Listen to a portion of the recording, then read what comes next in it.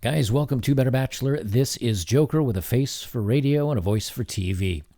Tonight I wanted to talk about never settling, never taking second best, and always shooting for what you want. And while I talk about this, I'm going to show you some photos of my travels. And the reason why is because, number one, I never get to share them that much. But number two, I think it's a really good example of what your life can be like if you decide to kind of go your own way and become a bachelor and do your own thing. You know, if you're younger, if you're in your 20s or your 30s, and you're now finding yourself in this lifestyle and you wonder, I've got maybe 50 or 60 years left on this planet, or if you're my age, I plan to live to be 100, so I've at least got 55 years left. That's a lot of time. That's like a lot of your life. And many guys think, I'm going to be lonely. What am I going to do? How am I going to fill my life with excitement and activity? Well, if you take care of yourself and you stay fit and you properly finance yourself and properly invest your money, when you get to be a little bit older, and it doesn't take that long, you can travel around the world. Now, I did it by backpacking. I threw a backpack on my back, and I flew to Iceland, and then I flew over to Norway, and then I backpacked all through Europe, and then I went down and across over to Egypt, and then Southeast Asia, and then down to Australia, New Zealand, and home. And it took about, I think, right around 18 months or so. And it was relatively inexpensive. Those 18 months cost me just about, I'd say, between $800 and $1,000 a month.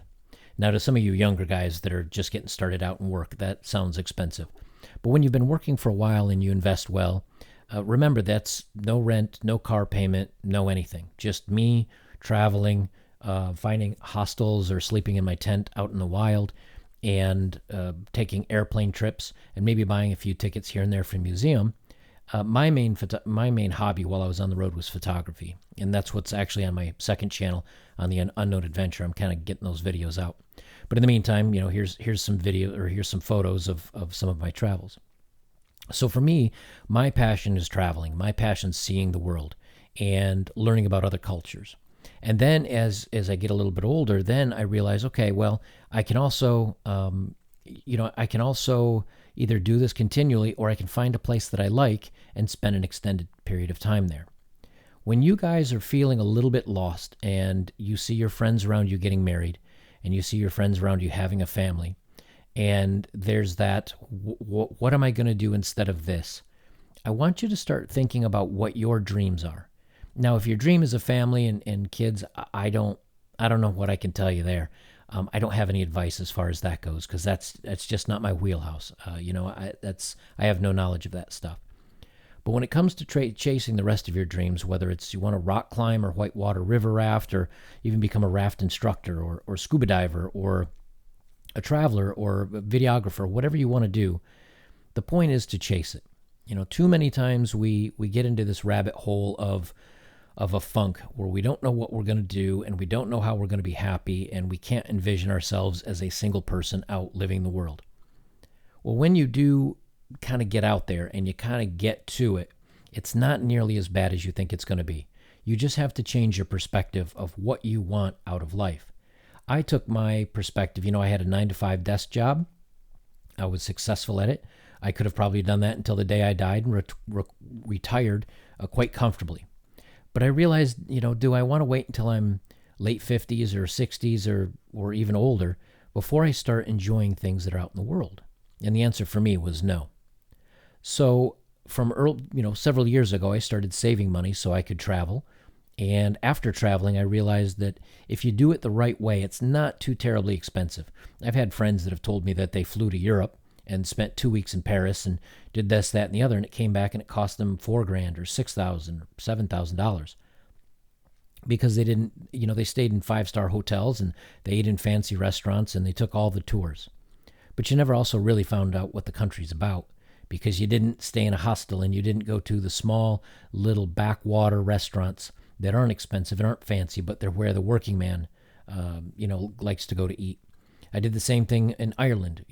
I did go to the Guinness factory, but instead of drinking there all day, I went and I did my tour, and then I went down to a local pub that had been established in like 1786. I think it was one of the oldest pubs in Ireland.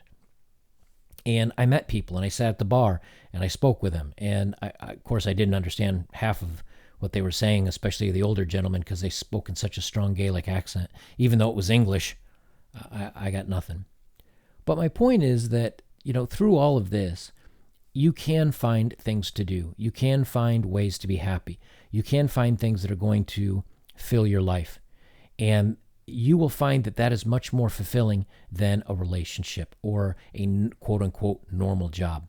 Because when you do those things, and those of you that are older, like myself, or whether you're in your 30s, 40s, 50s, 60s, whatever, you can quickly attest that you say, well, I got this job and I was there for 5 years or 7 years or 10 years, and I blinked, and because every day is just like the other days, unless you're, doing something very, very unique. Days turn into weeks, turn into months, turn into years. And before you know it, you've worked a good portion of your life at a very comfortable, a very safe, a very reliable job. And if in the past you may have seen friends in reliable relationships, and everything's reliable, and everything's stable, and everything's steady, that's going to lead to one thing: a very mundane, boring, everyday life. And as you get older, there's going to be regrets. And I can tell you this because I'm not that old yet. I mean, I'm 40s. But I wish I could go back at 18 knowing what I know now, which would be to work my tail off, make as much money and stuff it in the bank as much as I can. And then when I was ready for a job change and my apartment rent was done, and maybe I have an old beater car, I could leave it in a friend's garage or parents' backyard or something, I'd take a good wad of that money and I'd travel. Because I tell you, a year and a half on the road equals 10 years of normal life. The year that I spent, or the year and a half that I spent on the road, was so long, and a good long, because I never knew where I was going to lay my head at night. Am I going to put a tent down and hide it in a park where I have to hide from people? Am I going to sleep without a tent and just crawl in a bush? Am I going to find a hostel for $5 or $10 a night? The unknown. And that's why my second channel is called The Unknown Adventure. I didn't know what the heck I was doing. I bought a ticket for Iceland. That's all I knew. And then I wanted to travel. That was the entire trip. And I just chose where I went next based on a Flixbus pass. Like I could get from Berlin to Warsaw on a deal for $17 or 17 euro. And I said, I guess I'll go to Warsaw next. And so I went up to Poland. And then from there I said, well, I'm kind of heading out towards the Ukraine. I guess I'll go to Kyiv and check out that. I guess Kiev is how Americans say it. But so I went up there. And I just wandered for a year. And the cost of it is really what surprised me. It was cheaper than having a regular apartment. It was certainly cheaper than being in a relationship. It was cheaper than having a car payment.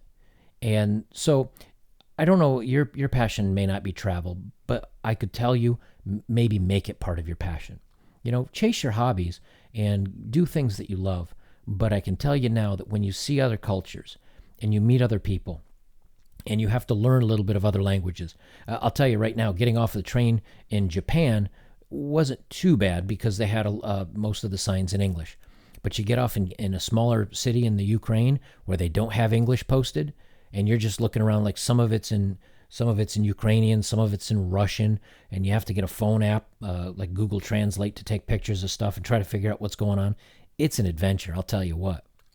But after doing that, for me at least, I realized that there are so many things in this world that you can do, and there's so many adventures you can have, and so many interesting things that you can experience, that a relationship or a 9-to-5 job or security or all of that really isn't that great a prize. If anything, it's a prison sentence. You just don't know it because it's what everybody does without realizing that there's other options available.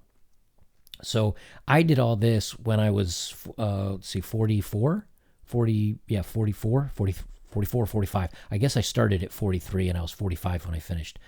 So, my birthday overlapped. Anyway, my point being is that it's never too late. Whether you're in your 50s or your 60s, you want to do this, or in your 20s, even if you're not making a ton of money, you could still save slowly. And over the course of a year or 2 years, if you can put, a couple $1,000s away, instead of buying that new phone every time you can, instead of buying the new laptop, instead of buying the next toy, maybe skip that one video game you think you really want that's $59 or $60, whatever the hell they are now. and get it when it's on sale in 2 years for $19. If you can make certain sacrifices, man, the world is open to you. And you can meet beautiful cultures and beautiful women and beautiful, amazing food. And just the adventure is just so amazing. So, guys, I wanted to put this out there for you just to let you know that no matter what age you are, after you've lived this lifestyle a little while, after you've learned how to plan, after you've learned how to do the single thing and think that way, man, the expression is perfect. The world is your oyster. It's all open to you. It can be done cheaply if you make sacrifices and live out of a tent and backpack and hitchhike and ride buses. It can be done fun. It can be done cheap, and it will be amazing. So if you find yourself having a bad day, you're having a rough time of whatever, just remember what's coming. Just remember what can happen for you and chase after it. Go after it. Don't sit back and just say, I'm going to do the 9 to 5 and pretend like I'm going to live like everybody else, except I'm going to do what they do, but I'm going to do it single while they have families and all that. Don't do that. Carve your own path. Find something that's adventurous and exciting and fun and go from there. And trust me, you'll appreciate it because life is so big and so much better. If you want to check out my travels, I have my Instagram, which is above. That's more photos of like what you've been seeing here, but times 20. I have my second channel. I'll be putting videos out slowly. It's very hard to edit in hundreds of photos into a video, but I'll have that out as well. And if you want to support my work, link is down below for that as well. Guys, this is Better Bachelor. I'm Joker. I'm going to leave it there for the night. You guys take care, and we'll see you soon.